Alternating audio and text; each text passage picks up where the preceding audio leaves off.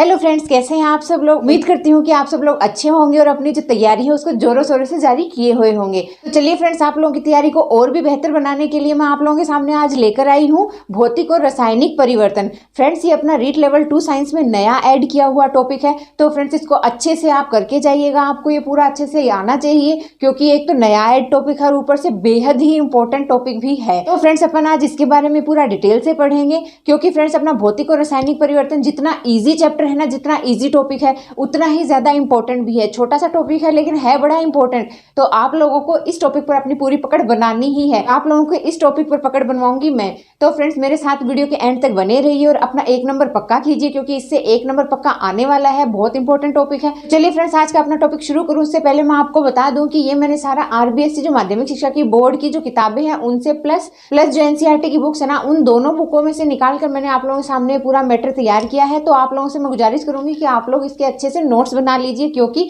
बेहद इंपॉर्टेंट है। इसके जो उदाहरण है ना, अपने रासायनिक और भौतिक परिवर्तन के उदाहरण है, वहीं से क्वेश्चन अपना पुट अप होता है। आज से पहले जितने भी एग्जाम्स हुए उनमें कहां पर भी अगर पूछा गया तो इनके उदाहरणों को ही बारे में ही पूछा गया है कि उदाहरण दे दिया जाता है और आपसे पूछ लेते हैं कि ये कौन सा परिवर्तन है।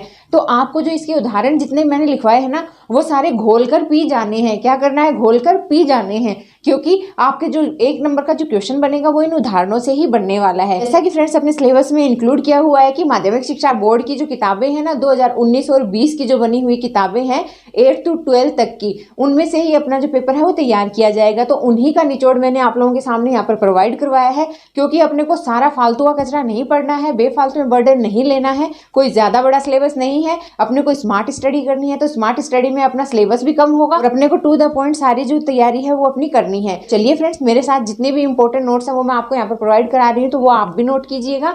और एंड टाइम पर आप लोगों के पास क्योंकि वीडियो देखने का टाइम नहीं होगा तो उस टाइम पर सरसरी निगाहों से फटाफट देखने के लिए आपके पास ये नोट्स होने चाहिए क्योंकि ये आरबीएससी प्लस एनसीईआरटी की बुक्स का निचोड़ है। उनमें जितने भी एग्जाम्पल थे मैंने सारे यहाँ पर आप लोगों के लिए सामने आपके प्रोवाइड करवाए हैं ताकि कोई भी एग्जाम्पल छूटे नहीं। इनसे बाहर आने के चांसेस है नहीं क्योंकि मैंने पूरों का दोनों का कॉम्बो में मिलाकर यहाँ पर आपको नोट्स प्रोवाइड करवा रही हूँ। लिए फ्रेंड्स, अपना आज का छोटा सा टॉपिक जो है जो बेहद इंपॉर्टेंट है उसको शुरू कर लेते हैं। तो देखिए, भौतिक और रासायनिक परिवर्तन ये क्या होते हैं। तो फ्रेंड्स, जितने भी पदार्थ है ना, जितने भी पदार्थ हैं उनमें 2 प्रकार के परिवर्तन होते हैं। अपन फालतू की चीजें नहीं पढ़ेंगे, जैसा कि मैंने आपको बताया टू द पॉइंट आपको पढ़ाऊंगी, स्मार्ट स्टडी करवाऊंगी ताकि आपका फालतू टाइम वेस्ट ना हो। वो तो टू द पॉइंट अपन यहाँ पर स्मार्ट स्टडी करने वाले हैं। तो इसी आधार पर मैं आपको जो इंपॉर्टेंट है, बेहद इंपॉर्टेंट चीजें हैं वही कराऊंगी क्योंकि अपने उदाहरण से ही पूछा जाता है। बाकी आपको डेफिनेशन कोई पूछने नहीं बैठेगा वहां पर। हाँ, आपको उनका गुण पता होना चाहिए क्योंकि गुण पता होंगे तभी आप उदाहरण को पकड़ पाएंगे। जो अगर नया उदाहरण भी आ गया कोई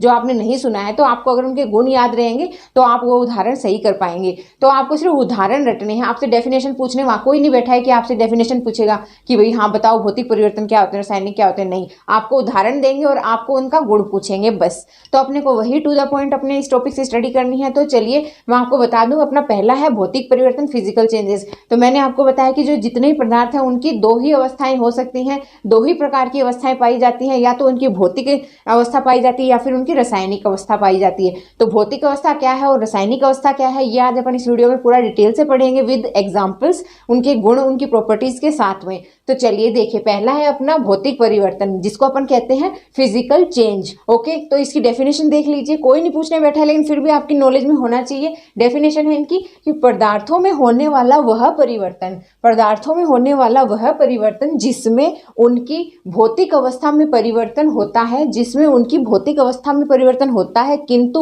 उनकी रासायनिक गुणों में कोई परिवर्तन नहीं होता, किंतु उनके रासायनिक गुणों में कोई परिवर्तन नहीं होता।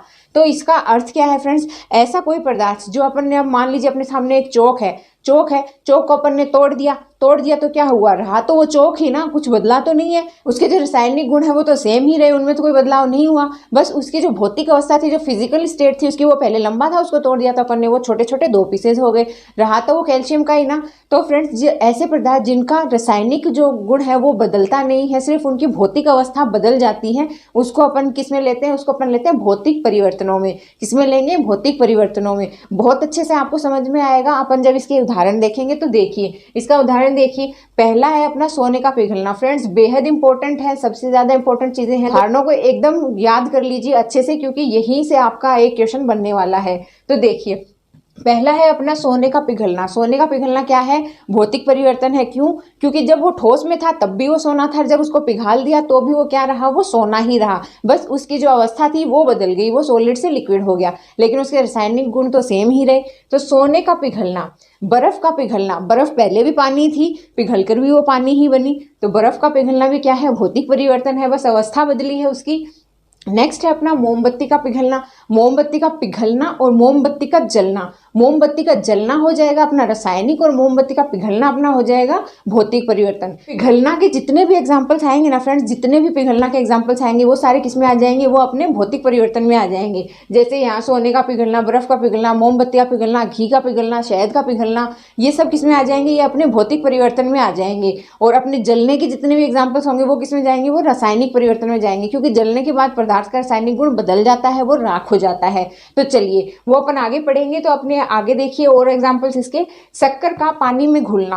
अब जो घुल गई वो चीज, शक्कर थी, शक्कर पानी में घुली, तो शक्कर पानी में घुलकर भी तो शक्कर ही रही ना, नमक तो नहीं हो गई, तो सिर्फ उसकी अवस्था बदल गई। तो शक्कर पानी में घुलना क्या है? भौतिक परिवर्तन है। नेक्स्ट है अपना लोहे का चुंबक में बदलना। लोहा चुंबक में बदला तो भी रहा तो लोहा ही ना, लोहे से ही चुंबक बनी है, उसकी बस अवस्था बदली है, उसके गुण तो समान ही रहे हैं ना। तो लोहे का चुंबक में बदलना क्या हुआ? भौतिक परिवर्तन हुआ। पर लोहे पर जंग लगना वो क्या है? वो रासायनिक परिवर्तन है। तो लोहे का चुंबक में बदलना तो है अपना भौतिक परिवर्तन, और लोहे पर जंग लगना क्या है? वो रासायनिक परिवर्तन है। ओके, आगे देखिए गेहूं का पिसना। गेहूं का बड़ा दाना है, उसको अपने पीस कर आटा बना लिया, उसका दलिया बना लिया, तो भी क्या रहा? वो रासायनिक गुण तो उसके समान ही रहे, रहा तो वो गेहूं ही ना। गेहूं का पिसना तो क्या हुआ? भौतिक परिवर्तन हुआ। और गेहूं की रोटी बनाकर अपन जब खाते हैं तो वो क्या हो गया? वो रासायनिक परिवर्तन हो गया, क्योंकि अपन गेहूं की रोटी जब बना लेते हैं उसके बाद अपन वापस उसको क्या नहीं बना सकते? उसको गेहूं नहीं बना सकते। तो गेहूं की रोटी बनाकर खाना तो हो गया रासायनिक, और गेहूं का पिसना क्या हो गया? भौतिक। नेक्स्ट देखिए चौक का टूटना। जैसे कि मैंने आपको बताया चौक को तोड़ दिया तो भी क्या हुआ? उसके रासायनिक गुण तो समान ही रहे, रहा तो कैल्शियम का ही ना। चौक का टूटना भी क्या हुआ? ये भौतिक परिवर्तन हुआ, क्योंकि उसके रासायनिक गुणों में कोई परिवर्तन नहीं हुआ है, इसीलिए चौक का टूटना भी क्या हुआ? अपने भौतिक परिवर्तन। कागज का फटना। कागज को फाड़ दिया तो क्या हो गया? उसकी अवस्था ही तो बदली है ना, फाड़ा तो वो छोटा हो गया, लेकिन रहा तो वो कागज का टुकड़ा ही ना, तो अवस्था बदली है लेकिन रासायनिक गुण समान है। नेक्स्ट है अपना बल्ब का प्रकाशित होना। अब बल्ब है ये प्रकाशित हो रखा है, अपन ने ऑन किया तो प्रकाशित हो गया, ऑफ कर देंगे तो वापस से वो सामान्य अवस्था में आ जाएगा, फिर ऑन करेंगे फिर प्रकाशित हो जाएगा।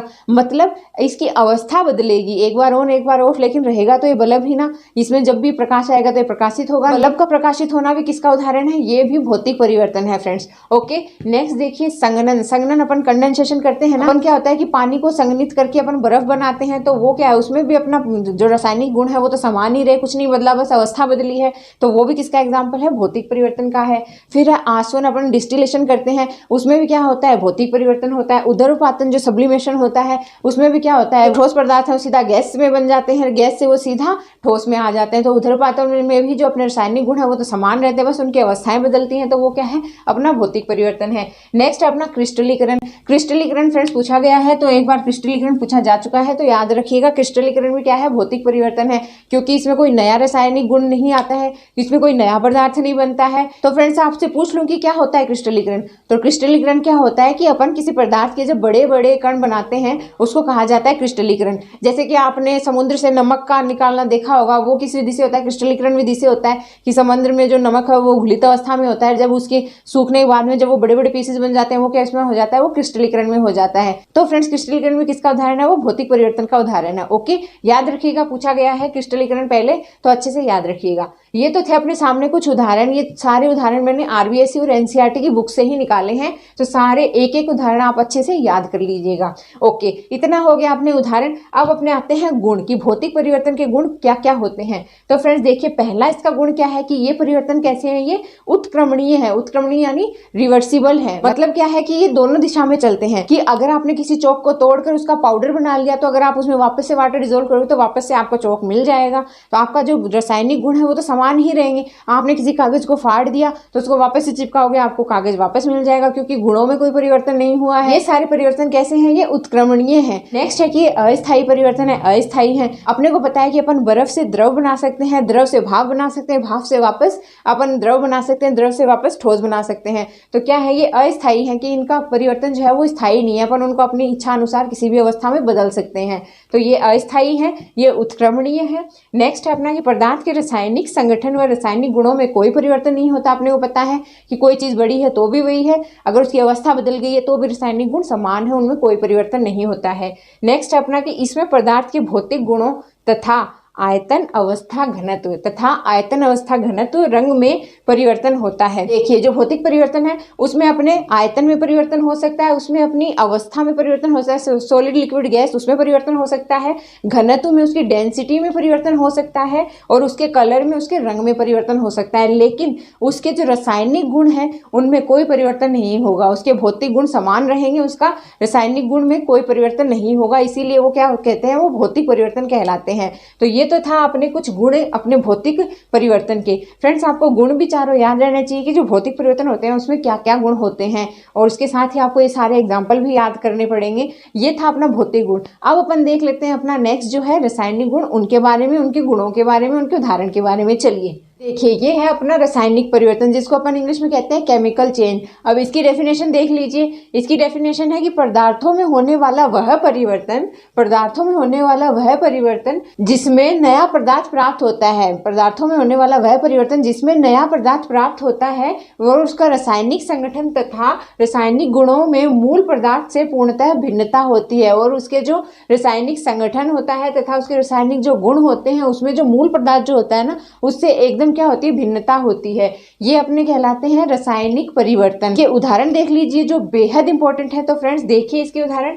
पहला है अपना कोयले का जलना। मैंने आपको बताया था पिघलना जो भी होगा वो होगा भौतिक परिवर्तन, और जलना के जितने भी एग्जाम्पल होंगे वो सब किसमें आएंगे? वो रासायनिक परिवर्तन में आएंगे। पहला है कोयले का जलना, कि कोयला जल जाएगा तो उसका जो रासायनिक संगठन है वो बदल जाएगा, क्योंकि अपन राख बन जाएगी तो राख से अपन वापस से कोयला प्राप्त नहीं कर सकते। उसकी अवस्था तो बदले ही है, साथ में उसके रासायनिक जो गुण है वो भी बदले हैं। तो कोयले का जलना, मोमबत्ती का जलना, ये सब क्या है? जलने के जितने भी एग्जाम्पल हैं वो सारे हैं रासायनिक परिवर्तन, क्योंकि उससे अपन पुनः पहले वाला पदार्थ नहीं प्राप्त कर सकते। इसीलिए जलने के सारे एग्जाम्पल किसके हुए? रासायनिक के हुए। नेक्स्ट है अपना दूध से दही बनाना। अब अपन ने दूध से दही बना लिया, अब क्या अपन दही से वापस दूध बना सकते हैं? नहीं बना सकते ना। क्यों? क्योंकि उसके जो रासायनिक गुण है वो परिवर्तित हो गए हैं, उसका जो संगठन है वो बदल गया है, इसीलिए अपन उसको वापस से इरिवर्सिबल यानी पीछे नहीं जा सकते हैं। इसीलिए जो दूध से दही बनाना है वो भी क्या है? रासायनिक परिवर्तन है। नेक्स्ट है अपना लोहे पर जंग लगना। लोहे पर जंग लग गई है, क्या उस जंग लगे लोहे से आप वापस पहले वाला लोहा प्राप्त कर सकते हैं? नहीं कर सकते। क्यों? क्योंकि उसका जो रासायनिक संगठन है वो बदल गया है, तो वो ऑक्सीडाइज हो गया, उसका रासायनिक संगठन बदल गया है, इसलिए ये भी क्या है? ये रासायनिक चेंज है। नेक्स्ट है अपना दहन। कोई चीज जलती है तो उसका रासायनिक संगठन बदल जाता है, क्या प्राप्त होती है अपने को? राख या ऐश प्राप्त होती है, तो वापस से उस चीज को अपन पुनः प्राप्त नहीं कर सकते। किण्वन है। किण्वन क्या है? फर्मेंटेशन। अपने को पता है अपन जो सड़ा गला के जो अपन पदार्थ बनाते हैं, जो अपन जैसे कि अपन शराब बनाते हैं, वो भी किसका प्रोसेस है? वो किण्वन का ही प्रोसेस है। अपन जितने भी फल होते हैं उनको सड़ा गला के फर्मेंट करके अपन क्या करते हैं? अल्कोहल प्राप्त करते हैं।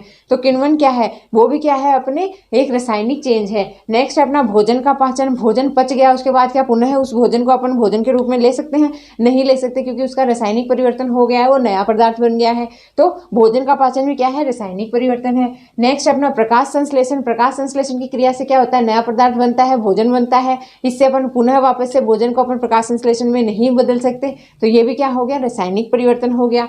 नेक्स्ट है अपना सेव का भूरा होना। अपन जब कोई सेव काट के छोड़ देते हैं खुली हवा में तो वो क्या होता है? वो भूरे कलर का हो जाता है भूरा, क्योंकि वो जो अपने इन्वायरमेंट में ऑक्सीजन है उससे क्रिया कर लेता है, और इसीलिए वो क्या हो जाता है? ऑक्सीडाइज हो जाता है, और उस कारण क्या होता है? सेव का कलर भूरा हो जाता है। तो क्या अपन उस भूरे हुए हुए सेव को वापस से पहले जैसा पा सकते हैं? नहीं पा सकते, क्योंकि उसका जो गुण है वो बदल जाता है। तो ये भी क्या है? अपनी रासायनिक क्रिया है। नेक्स्ट है अपना मेहंदी का रचना। मेहंदी अपन ने लगा ली, वो रच गई, क्या मेहंदी को अपन धोकर उसको हटा सकते हैं? पहले से पहला वाला हाथ कर सकते हैं? नहीं कर सकते, क्योंकि उसमें समय लगेगा, क्योंकि मेहंदी जो होती है उसमें नैप्थाक्विनोन, लासोन जैसे कुछ पदार्थ होते हैं जो क्या करते हैं, मेहंदी का रंग चढ़ा देते हैं केमिकल रिएक्शन करके।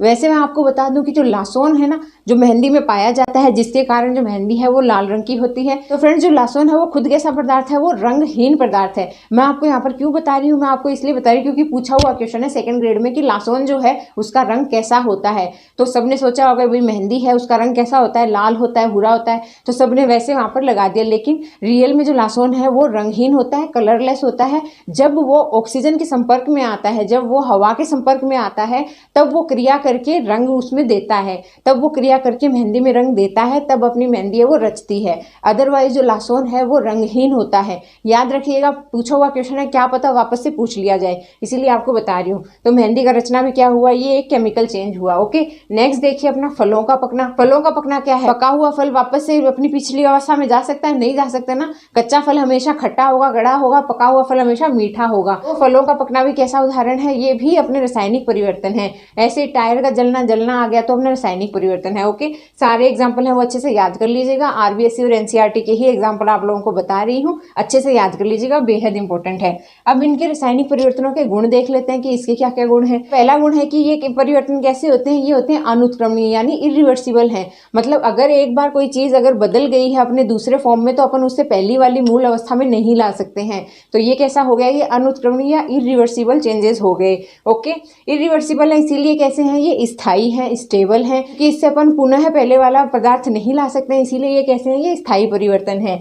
नेक्स्ट है अपना पदार्थ के रासायनिक संगठन व रासायनिक गुणों में परिवर्तन होता है। क्योंकि अपने को पता है कि केमिकल चेंज से नया पदार्थ बनता है, तो नया पदार्थ बनेगा तो उसके रासायनिक गुणों में और उसके रासायनिक संगठन में क्या होगा, परिवर्तन होगा, तभी तो नया पदार्थ बनेगा। अदरवाइज तो अगर उसके रासायनिक गुणों में परिवर्तन ही नहीं होता तो वो तो भौतिक परिवर्तन ही रह जाता। हाँ, तो इसका जो रासायनिक संगठन है, उसके रासायनिक गुण है, उनमें क्या होता है, परिवर्तन हो जाता है। इसीलिए तो क्या बनता है, अपना नया पदार्थ बनता है। नया पदार्थ बनता है क्योंकि उसके रासायनिक संगठन और उसके रासायनिक गुणों में परिवर्तन हो जाता है। तो फ्रेंड्स, यहाँ पर अपना ये छोटा सा जो टॉपिक था, जो बेहद इंपॉर्टेंट था, वो खत्म होता है। तो फ्रेंड्स, अगर आप लोगों को मेरा पढ़ाया हुआ अच्छा लगा है तो वीडियो ज़्यादा से ज़्यादा लाइक कीजिए, मुझे कमेंट करके बताइए कि आपको कैसा समझ में आ रहा है, और चैनल को दिल खोल कर शेयर और सब्सक्राइब कीजिए। आप सभी प्यारे प्यारे दोस्तों का वीडियो को एंड तक देखने के लिए दिल से धन्यवाद। Thank you friends.